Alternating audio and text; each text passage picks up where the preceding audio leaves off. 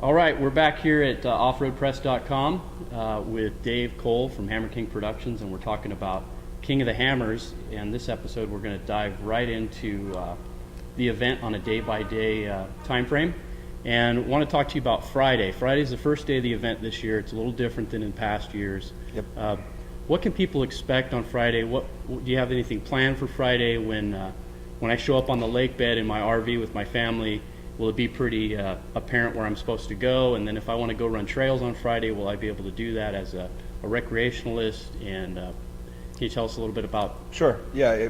If you're a team member, then you already have your pit assignment, so you'll have your address. You know, I'm staying at 104 Generate Avenue, so you'll know exactly where to go. Those street signs will be up. You'll just go to your address and set up shop. Okay, so if I show up on the lake bed, then you're gonna actually have a grid out there, kind of like last year with street signs and things like that. And Absolutely. I should know where I should. If you're a team member, you got an assigned spot and you're good to go. If you're a spectator, a casual spectator, pretty much any place else is fair game. It's public land. You know, obviously 150 feet off the race course, and that the course will be marked by then as well. So you'll know where the race course is at. If I could interrupt there, it will be painfully obvious what the race course looks like. Maybe you can tell us a little bit about what people should look for in the race course. You know, there's about the first mile and a half of race course kind of is around Means Dry Lake Bed. So there's a potential where you end up wanting to be camping on the race course. We're taking existing roads, so unless you would have to be camping in the middle of an existing road, which isn't likely. But any of those main areas where we think there's any chance that someone's going to come across, you're going to find a race course in progress sign. You're also going to find no spectators beyond this point, which is the 150-foot mark. Okay. As standard with BLM and with the desert racing community. And then and at the major areas where we're really concerned, we're actually going to have almost like suburbs built.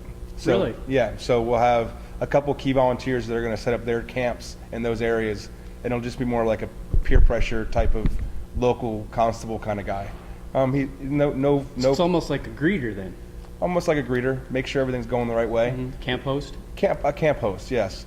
And that way, because we can't be everywhere. I mean, we're a mile away from camp at that point, and it's likely you might want to camp there. But if there's other guys there, they can kind of steer you in the right direction and give you the lay of the land. So that's good. As far as pre-running that day, you know, it's public land. Racers need to know, even on race day, by definition, it's public land. You can still go where you want to go as a U.S. citizen or as someone that's in our country right now, and so racers need to be aware at all times. BLM Rangers are out there to enforce or keep the integrity of our race course, but you know, the racers are at the end of the day, the racers are ultimately responsible for the actions of their cars. So they need to maintain a safe speed, then, is what you're saying. That's not race pace. Pre-running is not race speed. Pre-running is half speed. Pre-running is out checking out the course. So, you know, enjoy your time out there. Go out and go wheeling. Be cognizant of the signs that you're seeing. If you're driving down a road and you're seeing the back of signs, you're probably going backwards on a race course. Look around and see what you're looking at. You'll probably find an arrow pointing the other direction. Probably the smart move is to at least go with the flow of the course. Is this smart move. On the rock trails, you know, enjoy yourself. Be cognizant there's people that are going to be coming through that they're working. I mean, these guys are racers, and they get paid to do it, and they're out there to take this very seriously. So, you know, they might not want to be hanging out and dilly-dallying. They're probably going to be moving through. So that's our Friday and our Saturday. Yes. A lot of action out there in the desert, but no races planned. Do you guys have any events planned on Friday and Saturday for the public or for racers or anything like that? We have a seminar for Baja Pits. It's going to do a pit seminar. Public's welcome to attend that.